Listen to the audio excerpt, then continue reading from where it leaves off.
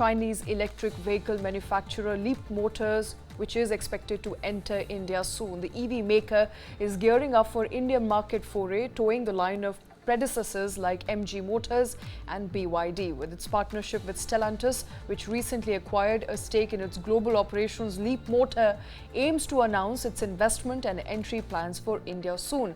Now, Stellantis, a major player in the global automotive industry with brands like Citroën, Jeep and Fiat, the partnership with Stellantis has bolstered Leapmotor's confidence in venturing into India despite stringent regulations governing investments from countries sharing a border with India. Now, BYD, remember, faces challenges in expanding its operations in India due to approval issues from the government, while MG Motor had to involve an Indian partner to comply with regulations. How is Leapmotor looking to make its foray, and what could be the possible hurdles that it will have to confront itself with? Let's talk about that. Kartik Malhotra here with me. Kartik, hi. It does look like there is going to be one more entrant in the EV market in India. Oh, I love this space actually, because every second day you wake up and there is some news pertaining to how India is likely to get more investments and more brands, especially in the electric mobility space. And yeah, the latest one that we wake up to is the fact that a low-cost Chinese electric vehicles maker, Leapmotor, is now looking at perhaps entering India seriously. Now, how does this really work? We have seen, like you mentioned in your opening as well, we've seen BYD confronted with challenges in India. We've also seen MG Motor not being able to scale and grow at the pace at which they would have liked to, and had to actually end up partnering with an Indian entity in the form of GSW. So now we've got a Stellantis partnership going for Leapmotor. Now, the Stellantis partnership is actually not new. It happened all the way back in October or November last year, 2023. And as much as $1.6 billion worth of investment was made by Stellantis to pick up about 20-21% stake in Leapmotor. So one way to look at it is that there is at least already a 21% holding in a company which is non-Chinese. Which is not Chinese, right? And hence, to come into India, the amount of Indian investments that may be required would now get reduced by at least that 21%, right? Because you already have one foreign partner who does not share border with India, land border with India. Now, I think Leapmotor may not right now be looking at using the new EV policy and importing cars at that 15% duty, simply because all its cars are under that EV policy mandate of 35,000 US dollars.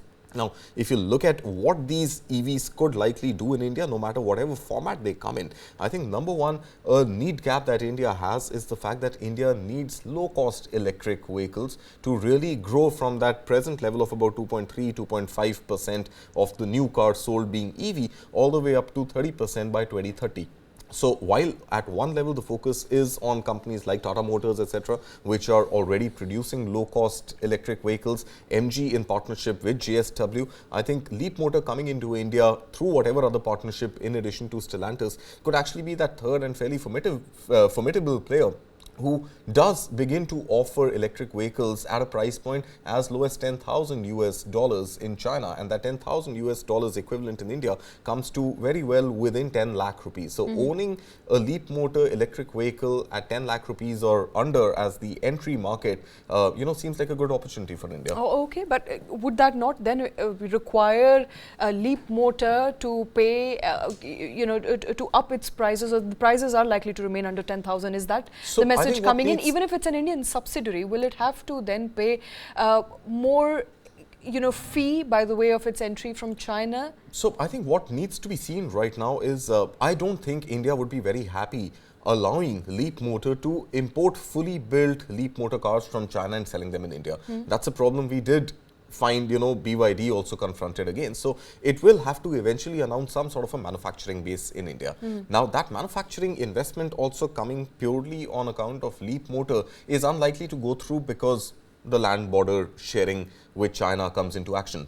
So Stellantis being the majority player in the overall Leapmotor Stellantis partnership for the India arm, and perhaps one more Indian investor, and thereby some investments coming into making Leapmotor technology-driven, Leapmotor branded cars and selling them in India seems like the possible All right, way so ahead. no 100% export duty if it sets up a subsidiary here in India. I mean, it would be foolish to want to pay 100% duty on cars that it wants to sell in India. Maybe in the short term, it may have to do that until the plant in India gets commissioned and starts rolling out India-made, Leapmotor Stellantis cars. But until then, it'll have to. I think some sort of a commitment on investment is forthcoming here. All right, so Leapmotor is going to be another entrant into India's EV market very soon, and its partnership with Stellantis may allow it to do so within a couple of months' time from now.